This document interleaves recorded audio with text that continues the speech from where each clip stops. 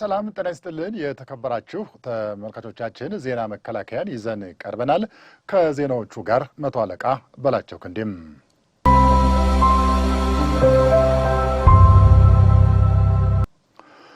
የሞዛምቢክ ሪፐብሊክ ፕሬዝዳንት ዳንኤል ፍራንሲስኮ ቻፖም በኢፌዴሪ መከላከያ ሚኒስቴር ይፋዊ የሥራ ጉብኝት አደረጉም። ፕሬዝዳንቱና ከፍተኛ የልዑካን ቡድናቸው በመከላከያ ሚኒስቴር ጠቅላይ መምሪያ በኢፌዴሪ መከላከያ ሚኒስትር ኢንጂነር አይሻ መሐመድ ደማቅ አቀባበል የተደረገላቸው ሲሆን ከኢፌዴሪ ጦር ኃይሎች ጠቅላይ ኤታማዦር ሹም ፊልድ ማርሻል ብርሃኑ ጁላ ጋርም ተወያይተዋል። ፕሬዝዳንት ዳንኤል ፍራንሲስኮ ቻፖ በበኩላቸው ኢትዮጵያ ለሞዛምቢክ ሉዓላዊነትና ነጻነት ያበረከተችውን ከፍተኛ አስተዋጽኦ በማስታወስ ምስጋና አቅርበዋል። የኢትዮጵያ መከላከያ ሰራዊት ያለውን የላቀ የውጊያ ብቃትና የዝግጁነት ደረጃ ያደነቁት ፕሬዝዳንቱም ይህ ጉብኝት በሁለቱ ሀገራት መካከል ያለውን ወታደራዊና ዲፕሎማሲያዊ ግንኙነት ወደ አዲስ ምዕራፍ እንደሚያሸጋግረው ገልጸዋል። የኢትዮጵያና የሞዛምቢክ ግንኙነት በነጻነት ትግል ወቅት በደም የተፈተነ ታሪካዊ ወንድማማችነት የታየበት መሆኑን ኢንጂነር አይሻ መሐመድ አስታውሰው ኢትዮጵያ ለሞዛምቢክ ነጻነት ያበረከተችውን አስተዋጽኦ የፓን አፍሪካኒዝም መርህ ቀዳሚ መገለጫ መሆኑን ጠቁመዋል። ኢንጂነር አይሻ መሐመድ አያይዘውም ይህን ታሪካዊ ትስስር ወደ ላቀ ስልታዊ ወታደራዊ ትብብርን ለማሸጋገር ግልጽ ፍላጎትና እቅድ መኖሩን አመልክተዋል። ዘገባውን ያደረሰን የመከላከያ ሕዝብ ግንኙነት መምሪያ ነው። ደቡብ እዝ ማንኛውንም ግዳጅ በድል መፈጸም የሚያስችለው አቅም መገንባቱን የጦር ኃይሎች ምክትል ጠቅላይ ኤታማዦር ሹም ጀነራል አበባው ታደሰ ገለጹም። ምክትል ጠቅላይ ኤታማዦር ሹሙ የደቡብ እዝ የሰራዊት አባላትን ወታደራዊ ቁመናና የዝግጁነት ደረጃ በቀጠናው ተገኝተው ጎብኝተዋል። ኢትዮጵያ ትላንት ከነበራት አቅም ይልቅ ዛሬ ላይ በሰው ኃይልና በቴክኖሎጂ የተሻለ ደረጃ ላይ እንደምትገኝ የጠቀሱት ጀነራል አበባው ታደሰም ደቡብ እዝ በአስቸጋሪ መልክዓ ምድር ፈታኝ የውጊያ ስልጠናዎችን በማድረግ የደረሰበት የዝግጁነት ደረጃ የሚደነቅ መሆኑን ገልጸዋል።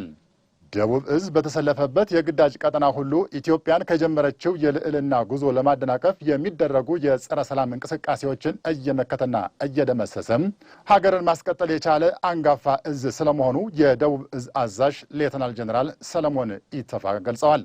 ሰራዊቱ የኢትዮጵያ ሉዓላዊነት ለመጠበቅና ብሔራዊ ጥቅሟን ለማስከበር ከመቼውም ጊዜ በላይ ዝግጁ ነው ያሉት ሌተናል ጀነራል ሰለሞን ኢተፋም እዙ በየትኛውም ተልዕኮ አኩሪ ድል ለማስመዝገብ አስፈላጊውን ዝግጅት ማድረጉንም ገልጸዋል።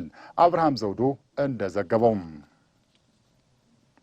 ዓለም አቀፋዊ አህጉራዊና ቀጠናዊ ውስብስብ ሁኔታዎችን ተቋቁሞ የሀገርን ሉዓላዊነትን አስጠብቆ ለመዝለቅ በአስተሳሰብ በችሎታና በክህሎት የላቀ ጠንካራ ሰራዊት የመገንባቱ ሂደት ተጠናክሮ መቀጠሉ ተገለጸም። የተገለጸው በመከላከያ ሚዲያና ኮሚኒኬሽን ማዕከል አዘጋጅነት በሰሜን ምስራቅ እዝ ቡርቃ ማሰልጠኛ ማዕከል ለሰራዊት ስነ ልቦና ግንባታ አመራሮችና ለሚዲያ ሙያተኞች በተሰጠ የስልጠና መድረክ ነው። የሰሜን ምስራቅ እዝ አዛዥ ሌተናል ጀነራል አሰፋ ቸኮል ለእነዚህ የስነ ልቦና ግንባታ አመራሮችና የሚዲያ ሙያተኞች በዓለም አቀፋዊ ቀጠናዊና አህጉራዊ ሁኔታ ላይ ማብራሪያ ሰጥተዋል። ዓለማችን በውስብስብ ፈጣንና ተለዋዋጭ ሁኔታዎች እየተሞላች መምጣቷን ያነሱት ሌተናል ጀነራል አሰፋ ቸኮል ታዳጊ ሀገራትን ወደ እነዚህ ሁኔታዎች ለመሳብ የሚደረገው ጫናም እያየለ መምጣቱን ሌተናል ጀነራል አሰፋ ቸኮል ገልጸዋል።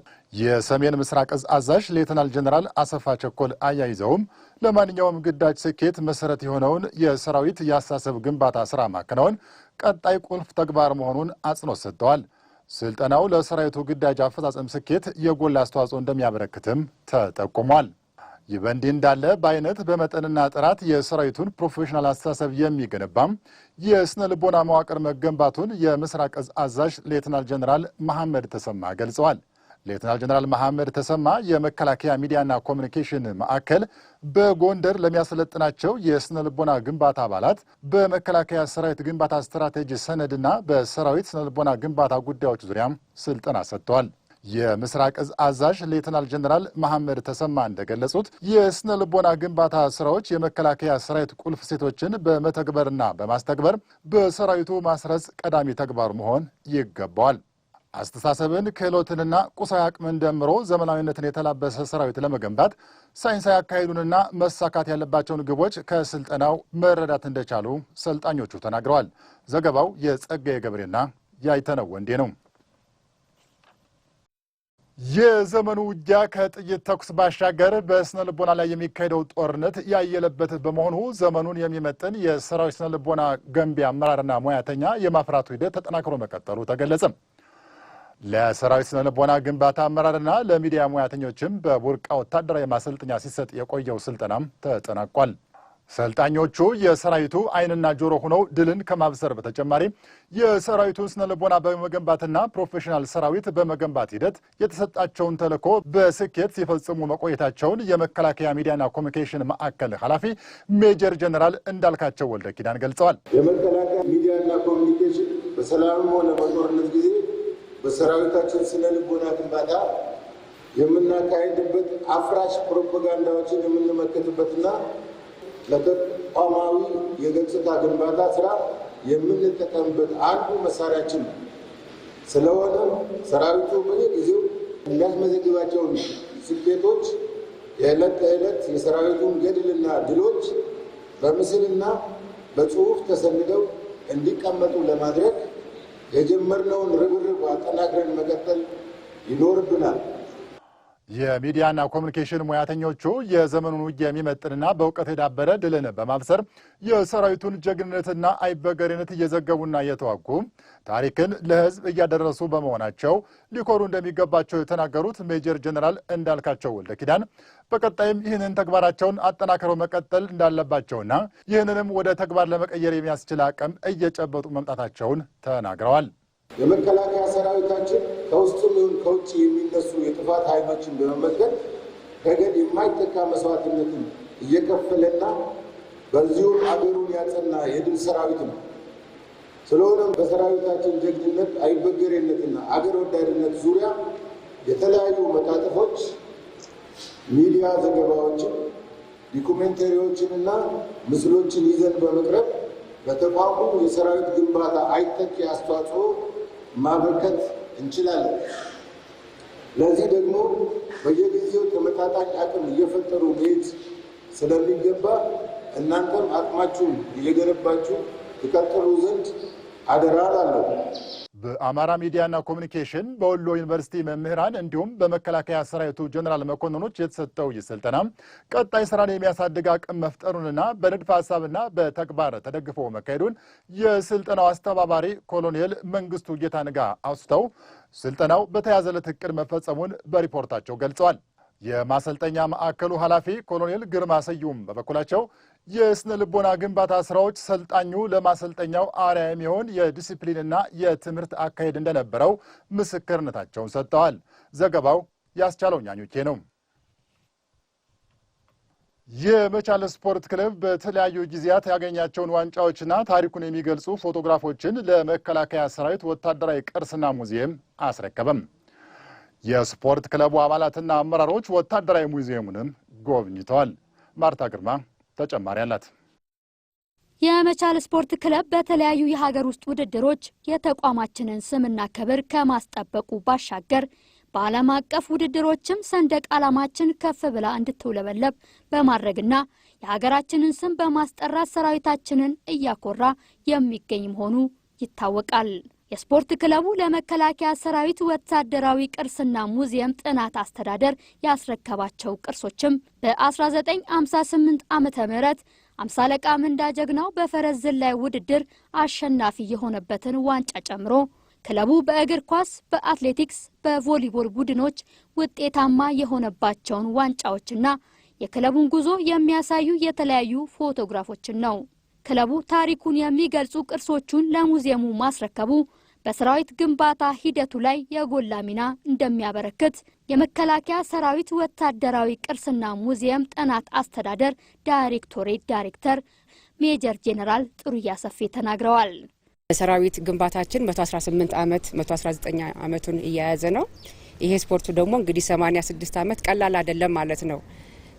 ከሀገረ መንግስት ግንባታ ጀምሮ ተቋማችን ሀገራችን መሰረታዊ የሆኑ የስፖርቱን ክለብም ጭምር እያደራጀ እንደመጣ ያመላክታልና ይሄ በተቋማችን በሙዚየሙ መቀመጡ ምን ያክል ቀደምት እንደሆነን በስፖርቱም ጭምር በሚሊተሪው ብቻም ሳይሆን በስፖርቱ ምን ያክል ቀደምት እንደሆነን ያመላክታል፣ ያሳያል። ትውልዱም ይማርበታልና በእውነቱ ይሄን በማበርከቱ በጣም ደስ ብሎናል። ታሪካችንን ትውልዱ ይገነባበታል። ሰራዊታችን ደግሞ በታሪኩ እንዲኮራ ባለው ታሪክም እንዲጀግንም ጭምር ስለሚያደርገው ደስተኛነት ነን። እንኳን ሰላም መጣችሁ። እናመሰግናለን። የመቻል ስፖርት ክለብ ስራ አስፈጻሚ ብርጋዴር ጄኔራል ኑሩ ሙዘይን በበኩላቸው የመቻል ስፖርት ክለብ በመከላከያ ሰራዊት ተቋም ታሪክ ውስጥ ትልቅ ቦታ ያለው መሆኑን ጠቁመው ቅርሶቹን ለሙዚየሙ ማስረከባቸው ለሰራዊታችንም ሆነ ሙዚየሙን ለሚጎበኝ ኢትዮጵያዊ ትልቅ መነቃቃትን የሚፈጥር ነው ብለዋል። መከላከያ ሰራዊቱ የመቻል ስፖርት ክለብ ለሀገራችን ስፖርት እድገት ያለው አስተዋጽኦ ከፍተኛ ስለሆነ ይህንን ብዙ በዚህ ታየ ስላልነበረ እኛ ራሱን የቻለ የስፖርት ሙዚየም አለን። በሌላ ቦታም ስለሚገኝ ይህን ነገር ህዝቡ ማወቅ አለበት። ምክንያቱም የመቻል ስፖርት ክለብ ለሀገሪቱ ስፖርት እድገት ከና አበበ ቢቂላ ጀምሮ አሁን እስካሉ ትውልዶች ድረስ ለሀገሪቱም ለተቋሙም ከፍተኛ አስተዋጽኦ ያደረገ ስለሆነ ለሀገር ግንባታም ለሰራዊት ግንባታም ጥሩ አስተዋጽኦ ያደረገ ስለሆነ ህብረተሰቡ ደግሞ እዚህ ስንጎበኝበት ጊዜ እዚህ መጥቶ የታሪኩ አካል እንድንሆን በማሰብ ዛሬ ከአበበ ቢቂላ ጀምሮ እስካሁን ድረስ ያሉት ትውልዶችን ዋንጫዎችን አምጥተን ልናስረክብ የተገደንበት ምክንያት ይህን አላማ መነሻ አድርገን ነው። አጠቃላይ ለሰራዊታችንም እዚህ ያለው ሙዚየም ታሪክ ሲያይ ሰው የአባቶችን ነው። እንግዲህ ሁላችንም የራሳችን ታሪክ ጥለን እናልፋለን እና ድሮ አባቶቻችን ከፍተኛ ታሪክ ሰርተዋል። እኛም ራሳችን አሻራ ማኖር አለብን የሚል አላቸው።